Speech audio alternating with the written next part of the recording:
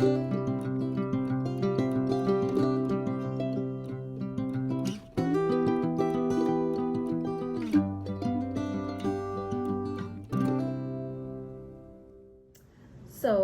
were there any factors stopping you from achieving the standard position? Oh, not that I can think of. I always had a really clear vision in mind of where I wanted to go with my career. So from starting out as a classroom teacher, then becoming a middle leader, then I became DP at Ormiston, then I was principal at St Joseph's, and then I got this job. So, did you experience any forms of inequality while you were working to get to here? Yeah, in teaching, because it's quite a female-dominated industry, the males often will get the principalships or the senior leadership jobs over the females, even though they may not be as well qualified. It's one of those perception things. So I did have a bit of that in my journey to get where I am today. Was there anyone that stopped you or didn't believe in you as you worked to get to here? Personally, I think it's about self-belief, and I think as an educator, as a female, I had to have that strong belief in my own ability, and I didn't need to rely on anyone else. Amazing family support, and that was kind of all that matters. Good mentors. Do you feel like you couldn't achieve anything because of someone not believing in you because of your gender? No, never. Never? No, I've always had very strong That's self-belief. good. Has there been anyone that has clearly pointed out you can't do anything because of your gender? Not that I can think of. I think surround yourself by good people that believe in you. Have you ever felt like you couldn't do anything because of your gender, like yourself? No. When you first signed up, was there anyone that made an impact on your thinking? Definitely the staff. Got two amazing DPs, Mrs. Keeper and Mrs. Norton, who were really helpful in those initial periods of getting me up to speed with how the school worked. The board was incredible, so yeah, and the rest of the staff was. You ever felt discouraged because of someone? There's definitely been moments where you've had what we call the speed wobbles, where you think, oh, am I in the right place? Am I doing the right thing? But I've got really good support around me. I've got really good mentors who I can ring and have a chat to. I've got other principal colleagues that I talk to a lot, and it's, you know, this too shall pass. Yes, you'll get over it, and you'll be stronger in the end. Personal question, all your choice to answer. Do you have any kids? I do. I have 4. What's the one biggest thing you would say to them based on gender inequality? One of my catchphrases has always been, girls can do anything. They don't have to do everything. Wow. You don't need to prove yourself to do everything. Just pick the things that you want to do and do them. What's the one biggest challenge you faced? Oh, I suppose dealing with people is challenging, and dealing with diversity in people can be really challenging. So, and it's about respecting everyone's mana and keeping everyone in the loop with everything that you're doing. That can be quite challenging. Often I've got to make decisions, and I might not get round to explaining those decisions to everyone. So that can be quite a challenge, is trying to be really transparent in your communication. Yeah. During your journey, did you have anyone to support you? If so, state who and explain. Definitely my family. I've got a very forgiving husband who doesn't mind the long hours most of the time, and surrounding myself with like-minded people who were interested in leadership right from the beginning of my journey. Finding good mentors that were willing to spend the time was really important. I've got lots of principal colleagues that I can ring and call at any point. If you could say anything to high school girls, what would you say? Believe in yourself. That was it. Thank you so much for the information. Really appreciate it. Were there any factors stopping you from achieving this goal? Achieving this goal means having an education, isn't it? So in my case, I grew up in a farming community. Very proud about that. So basically means higher education is not possible for everybody, and university is extremely expensive to go to privately in my country. So for you to go, you need to earn a scholarship. Yeah. It just happened in my country when I was about to go to university. There were a bit of a political issue, and that meant that the scholarships were not equally divided anymore. So it was now 70% for the indigenous people and 30% for the non-indigenous people. And in the 30%, then they divided that amongst males and females.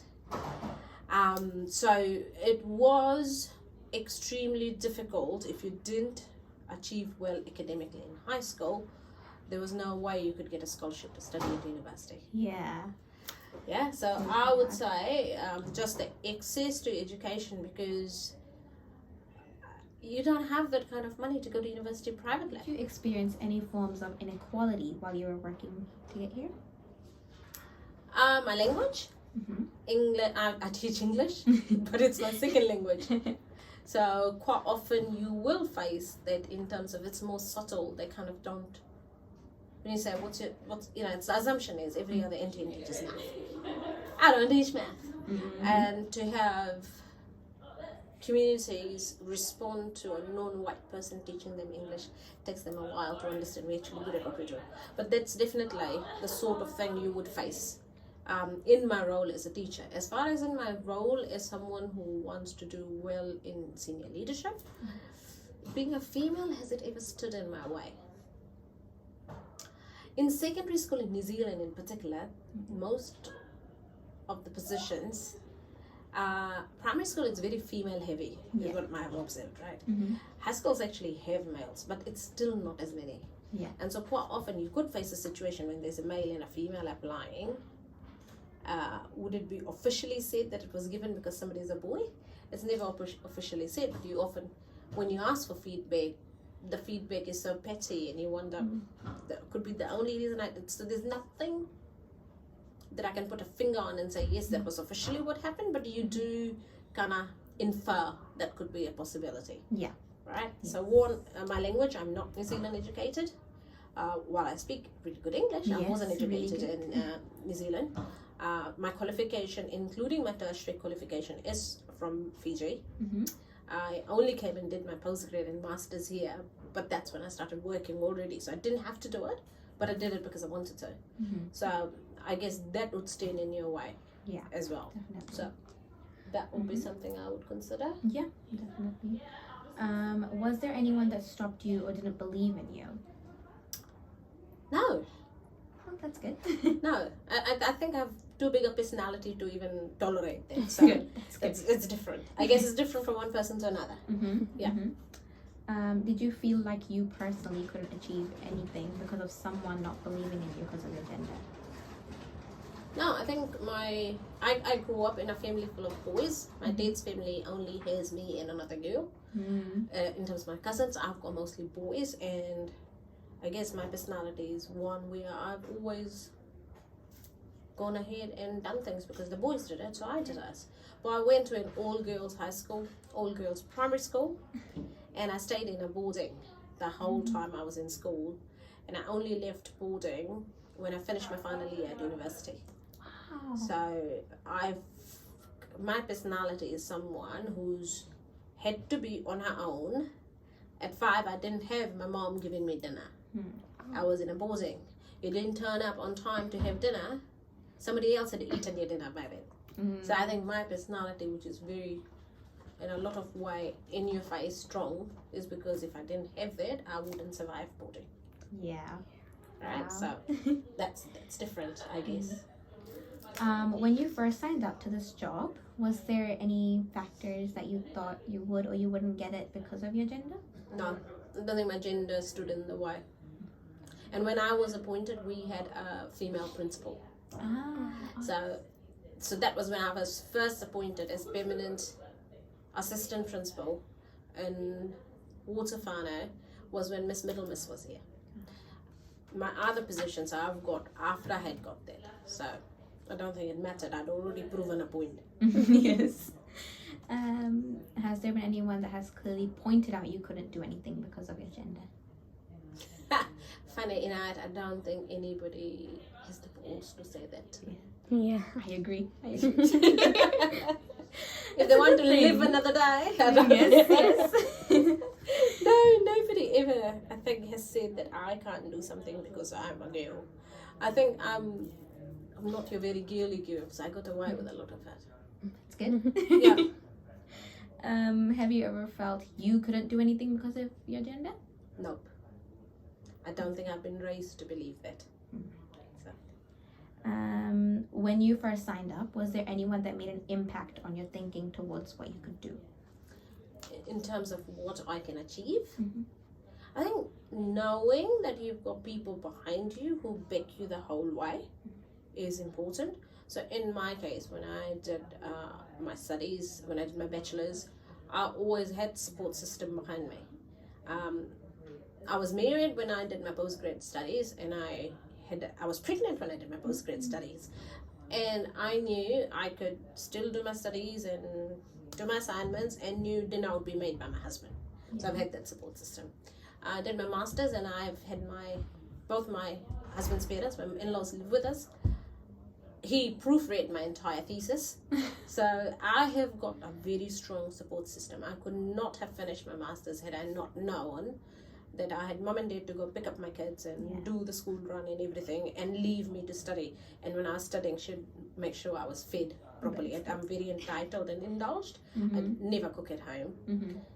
So my mother-in-law does the cooking, but she'd make sure she was giving me wholesome food while I was studying, and make sure I would be eating on time. And she'd actually call me from upstairs and say, I've made lunch, come down and eat. And that's all I would do. I'd come down, eat, and go back to my studies. Wow. So I have had a very strong support system in that. Have you ever felt discouraged because of someone? I think I'm more a me person, and if I want something, I'll go get it. If I don't get it, I will reflect. I will ask for answers as to why I didn't get something, and if it's a feedback that I can fix or will reflect on for myself and make changes, I would. But I guess not really. I do. If I don't get what I've dreamt of, then I often look at it in a way. Okay, what was it that stopped me from getting it? Yeah. Can I undo it for the next time? So yeah, I don't think I get to that point. I'm quite happy in who I am. Good. That's good. So you do have kids. Two. So what is one of the biggest things you would say to them based on gender inequality?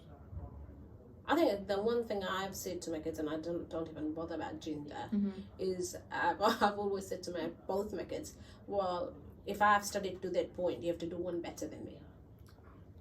Yeah. So, and then we're like, oh my god, then don't study again. But I don't think I've ever limited my kids on gender. I've got a daughter who's my eldest born, and a son. So I've got one of each. Yeah. They both do and get and are treated exactly the same. So both have the same amount of housework to do. They both have the same expectations in terms of what they do, how they interact with one another. I guess the only time, and it's superficial, but my daughter would argue, is that if there's an Indian prayer, she's expected to wear Indian clothes, but my son can rock up in shorts and t-shirts, and I'm like, yeah, well, okay, I get it. But I think it's too petty for me to get. But I don't. No. Yeah, that's good. What is one of the most biggest challenges you faced? I guess my challenge would be at the start of when I was going to go to university. It wasn't easy, and I'm fortunate to have had the opportunity. That would have been my challenge. After that, once I had what I wanted, I walked into my first job straight after university. And then I got married and then moved to New Zealand. I came here in August. I think the same year, December, I had my first full-time job. So yes, it was a struggle because I wasn't New Zealand qualified. Yeah. And I didn't have New Zealand experience, and you always had that feedback interview. Oh, you don't have New Zealand experience. I'm like, what the hell? Nobody's going to give it to me. I'm not going to have it. But yeah, other than that, and I don't think I should complain about 4 months of not having work. Yeah. Compared to what people face, Yes. I can't complain. I've been quite blessed in terms of I've gotten along fine. That's it. Thank you.